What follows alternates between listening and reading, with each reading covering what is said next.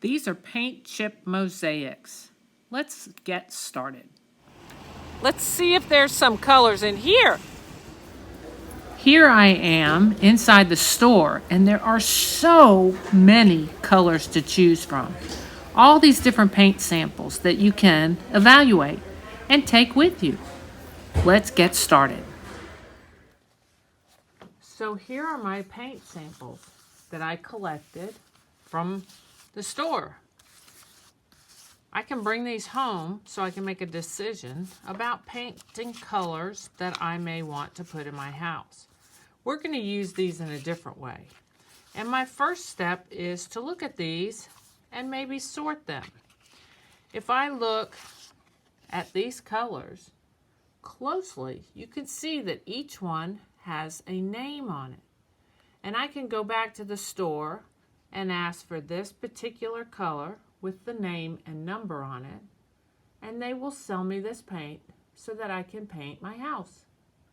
Or I could go and get maybe this color. So there's all different colors here. I'm going to sort these. I'm going to put all my yellow ones into a pile and all my purple ones into a pile and all my red ones into a pile and all my blue ones into a pile. So I'm going to spend some time sorting these colors out into different piles so that I can show them to you in your classroom. I'm going to take a second to work on that. So these are the mosaics that we're going to make today. We're going to use those paint cards, as you can see, and cut them up to make different shapes and glue them all together in one little composition for our mosaic.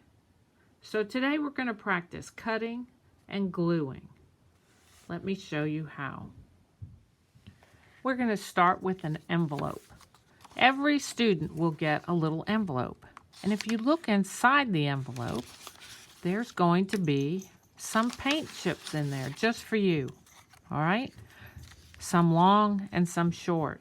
And they're all going to be from one color scheme. We're going to take our paint chips and cut them into shapes so we can practice our cutting. When we use our scissors to cut, there is a small hole and a big hole, and we have to use our hand like a little duck going back and forth, back and forth. Our thumb goes in the small hole. 3 fingers go in the big hole, and then I make the duck quack, open, close, open, close, open, close with those fingers. When we cut paper, we always want our thumb to be on top, up and down, up and down. We don't want to cut this way. We don't want to cut this way so our arm is twisted all around. That makes it way too hard. We want to cut up and down, up and down. Then we're going to hold the paper in one hand and hold the scissors in the other hand. Our hands have to work together. Put the paper inside the open scissors and then close them. I like to cut slowly so that I can be more precise. I don't want to cut too fast. I'm going to open the scissors and close them. Open the scissors, put the paper inside, and close them. See how all those little pieces are just falling off? I can even hold this piece of paper, open my scissors with my thumb on top, put the paper inside, and close them. Open, close. There we go. Open, close.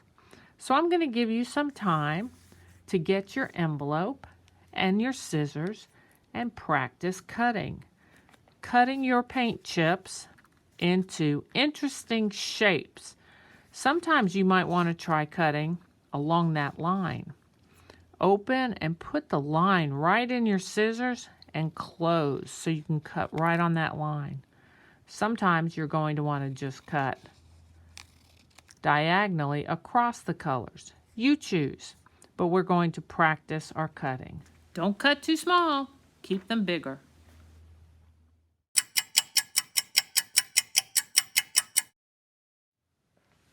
Okay, I finished cutting and I have a whole pile of shapes of my paint chips. So now it's time to glue them down.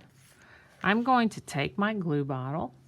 Remember, it has a white button in the top, so you can make the button disappear and the glue is open. I'm going to take my paint chips and just put a little dot on the back. You can hardly even see it, and it's not dripping off. And put it onto the paper. Pick up another one, put a dot, put it down. Pick up another one, put a dot, lay it down. Pick up another one, put a dot, and maybe I'll put this one way up here. Lay it down. And I'm going to keep laying all of these down until I fill the paper space. I'm not going to put them all in one place. I want to put them everywhere, all over, in different places. Dot, lay it down. Dot, lay it down. Okay? So I'll give you some time to work on that.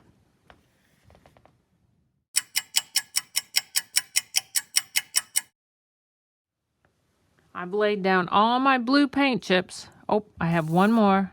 Dot, lay it down. And now I've got them all laid down.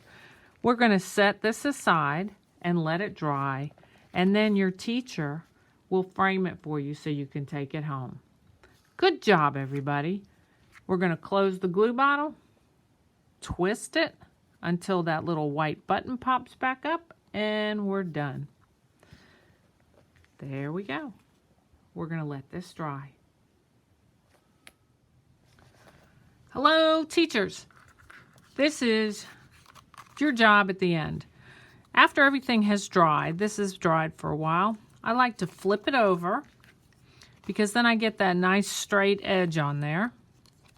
And I take my scissors and just trim off those little pieces that are sticking over the edge. That way I can use that edge as a guideline, and I'll just trim it all up. I wait till after it's dry because sometimes the kids have a tendency to use a little bit too much glue, and I don't want glue all over my scissors.